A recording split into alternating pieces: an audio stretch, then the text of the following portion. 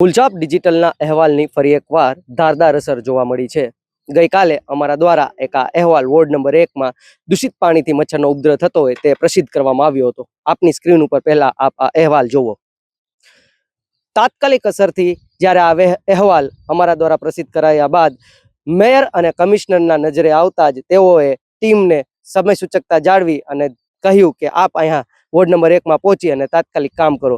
ત્યારે આરોગ્યની ટીમ અત્યારે અહીંયા આવી પહોંચી છે। આજ વહેલી સવારથી અહીંયા જ્યાં પડતર જમીનમાં પાણી ભરાય છે ત્યાં તેઓ સઘન કામગીરી કરી છે અને કામગીરીની વાત કરીએ તો જ્યાં ન પહોંચાય એવી જગ્યાએ પહોંચીને કામગીરી કરી છે। આરોગ્યના એક કર્મચારી મારી સાથે જોડાયા છે, હરેશભાઈ ચાવડા।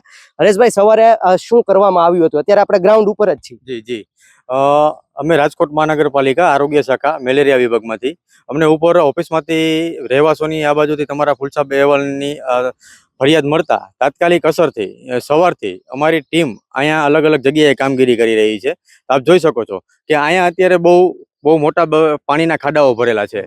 એટલે એ પાણીના ખાડાઓમાં અમે 5 થી 6 જગ્યાએ અલગ અલગ જગ્યાએ ડીપ મારી અને એમાં ડેન્સિટી ચેક કરી છે, પણ અત્યારે લાર્વલની ડેન્સિટી આપણને ક્યાંય જોવા મળેલી નથી। છતાં પણ સવારથી કે અત્યાર સુધી એમાં આપણે બધી જગ્યાએ અલગ અલગ જગ્યાએ કે જે પોરા ભક્ષક માછલી ગપી માછલી આવે છે એ આપણે બધી જગ્યાએ અહીંયા માછલી નાખવામાં આવેલી છે, જેથી એમાં જે બ્રીડિંગ થાય તો એ માછલી ખાઈ જાય છે મચ્છરના લાર્વાને। હરેશભાઈ, અમુક એવા પણ જગ્યા હતી કે જ્યાં નથી પહોંચાઈ શકતું, ત્યાં આપ ગયા અને જે ઓઇલના આપણે દ્વારા બોલ ફેંકવામાં આવ્યા છે એ શું છે, એની અંદર શું મિક્સ કરવામાં આવ્યું છે?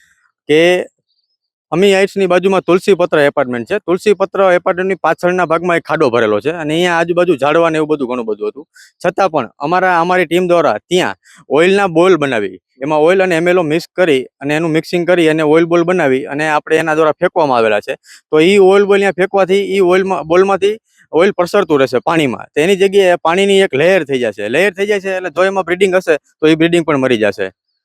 નવી કોટ બિલ્ડિંગ પાછળનો આ વિસ્તાર છે, અરિહંતનગર સહિતની આજુબાજુની સોસાયટીઓ છે, ત્યાં હાલ આપની જે સઘન કામગીરી થઈ છે, હવે અહીંયા કોઈ મચ્છરના ઉપદ્રવનો ભય છે કે હવે જે સ્થાનિકો છે એ ભય રહિત થઈ શકે? ના, અત્યારે હવે આ કામગીરી આપણે અત્યારે કરી નાખી છે ગપી માછલીની કે ઓઇલ બોલ છંટકાવ કરવાની, તેથી અત્યારે ક્યાંય બ્રીડિંગ આમાં જોવા મળતું નથી આપણને, અત્યારે કાંઈ ભય જેવું છે નહીં। હવે સ્થાનિકોને આનો ભય નહીં રહે અને આ પ્રકારની કામગીરી સતત આપના દ્વારા ચાલુ જ રહેતી હોય છે, શું કેવું છે? ના, અને આ પ્રકારની કામગીરી અમારે ચાલુ જ રાખીએ છીએ અલગ અલગ જગ્યાએ, ક્યાંય પણ વોર્ડમાં કે આવી રીતના પાણીના ખાડાઓ ભરેલા છે તો એમાં ગપી ફિશ વિતરણ કરી માછલી નાખી છીએ।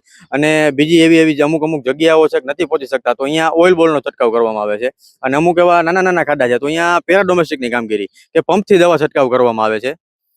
જી બિલકુલ, રાજકોટ શહેરની અંદર નાગરિકોના આરોગ્યની સતત ચિંતા કરતા હોય એવા મેયર અને કમિશનરે જ્યારે આ અહેવાલ તેમના નજરે આવ્યો અને તાત્કાલિક ધોરણે ટીમને મોકલી અને જે સમસ્યા હતું તેનું નિરાકરણ કરાવ્યું છે। ફૂલછાપ ડિજિટલ હંમેશા સ્થાનિકોની પડખે રહ્યું છે। જો આપના પણ વિસ્તારમાં કોઈ આવી સમસ્યા હોય તો અમારો ચોક્કસથી સંપર્ક કરો। સહયોગી યુવરાજ ચૌહાણ સાથે પ્રતિપાલસિંહ ઝાલા, ફૂલછાપ ડિજિટલ, રાજકોટ।